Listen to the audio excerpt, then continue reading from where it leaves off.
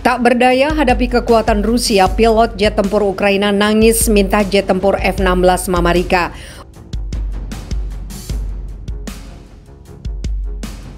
Flying-wise, well, technically, I mean, if you're a pilot, this is also just an airplane. But to fly a fighter jet and to transition to an F-16, which for them would mean like different technology, different design concepts.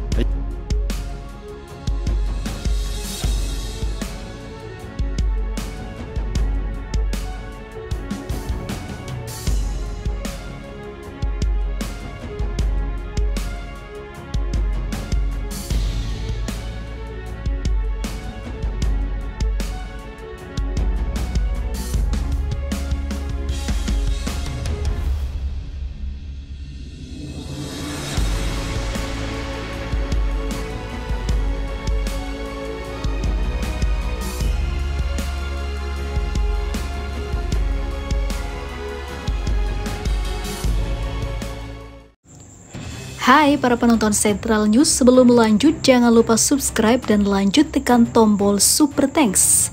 Tombol Super Thanks ada di atas tombol subscribe. Jika Anda ingin mensupport channel kami menyajikan berita yang paling Anda tunggu-tunggu. Terima kasih.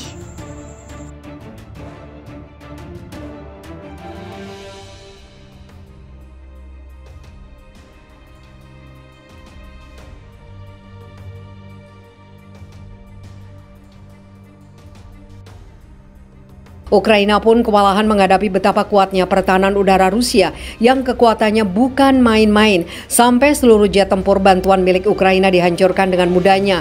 2 jet tempur Ukraina meraung tepat di atas pepohonan, terbang dalam formasi saat mereka menuju garis depan serangan balasan Ukraina. Jet tempur era Soviet Su-25 meluncur perlahan keras memuntahkan asap hitam tebal saat mereka melaju. Mereka tampak seperti memeluk tanah. Terbang serendah mungkin untuk menghindari radar Rusia, pertahanan udara, dan yang lebih penting jet musuh. Jet tempur Su-25 adalah pesawat kuno pertama kali diperkenalkan pada 1980-an. Mereka bukan tandingan jet tempur Su-35 Rusia dan radar canggih, serta rudal jarak jauh mereka. Kami kehilangan banyak pesawat karena pencegat ini, kata pilot Su-25 Oleksky yang menggunakan call sign Pumba. Seperti dilansir dari CNN, dia tahu betul perjuangan berat yang dia dan rekan-rekannya hadapi.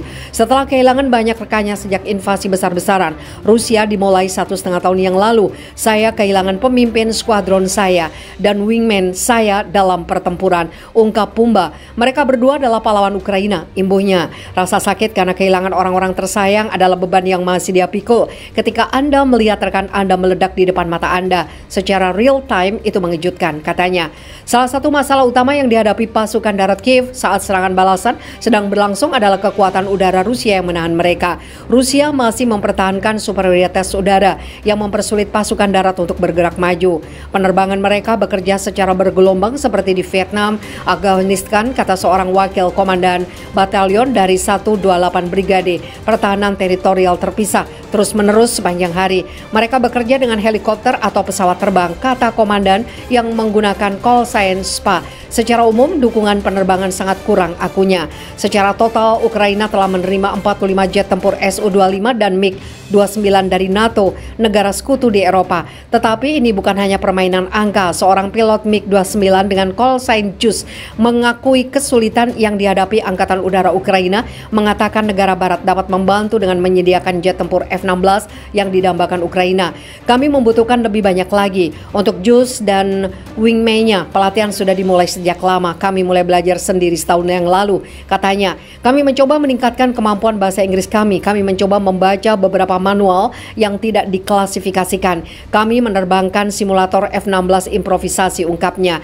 JUS mengatakan Ukraina membutuhkan setidaknya 1 skuadron yang terdiri dari 12 hingga 20 jet untuk menyamakan kedudukan, tetapi akan membutuhkan lebih banyak lagi untuk memiliki dampak nyata di medan perang.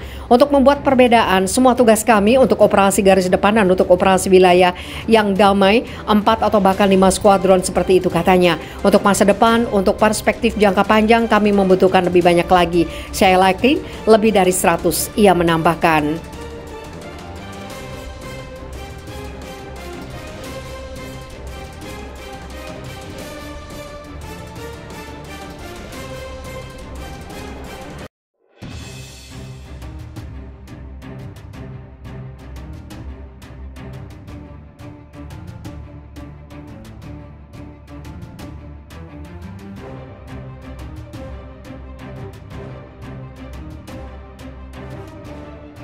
Militer Rusia mengklaim berhasil membebaskan 2/4 bagian barat kota Bakhmut di Ukraina Timur.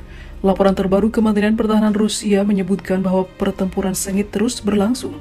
Satuan pasukan lintas udara Rusia berjibaku mendukung gerakan detasmen penyerangan Rusia untuk merebut pinggiran utara dan juga selatan Bakhmut. Demi kepentingan pasukan di daerah ini, pesawat tempur Rusia melakukan 6 serangan mendadak dan 72 kali misi tembakan artileri, tulis laporan Kemhan Rusia. Sementara itu, kombinasi serangan penerbangan operasional taktis militer dan juga tembakan artileri dari pasukan selatan Rusia mengalahkan pasukan cadangan Ukraina di wilayah pemukiman Grigorovka dan juga Kalinin Donetsk. Sedangkan di pemukiman Serbianka dan juga Veseleye, Rusia menghancurkan gudang amunisi angkatan bersenjata Ukraina. Rusia mengklaim bahwa rentetan serangan yang berlangsung di sejumlah titik pertempuran tersebut telah menghabisi hingga 200 prajurit Ukraina, serta menghancurkan sebuah kendaraan tempur infanteri, 4 kendaraan tempur lapis baja, 8 kendaraan howitzer D-20, serta peluncur roket ganda grad.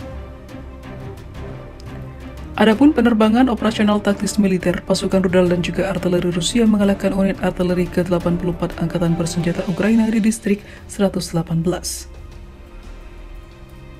Serangan Rusia juga berhasil menghantam bengkel industri penerbangan dan tempat perbaikan jet tempur Ukraina di sekitar kota Kharkiv. Selama 24 jam terakhir, sistem pertahanan udara mencegat 1 rudal operasional taktis Ukraina Grom-2, serta 3 roket dari sistem roket peluncur ganda HIMARS, termasuk 9 kendaraan udara tak berawak Ukraina. Rusia mengklaim bahwa sejak peperangan berlangsung, sebanyak 411 pesawat, 228 helikopter, dan 3.796 kendaraan udara tak berawak, 415 sistem rudal anti pesawat, 8.809 tank dan kendaraan tempur lapis baja lainnya, 1093 sistem peluncuran roket, 4.642 artileri dan juga mortir, serta 9.699 unit kendaraan militer khusus Ukraina hancur rata.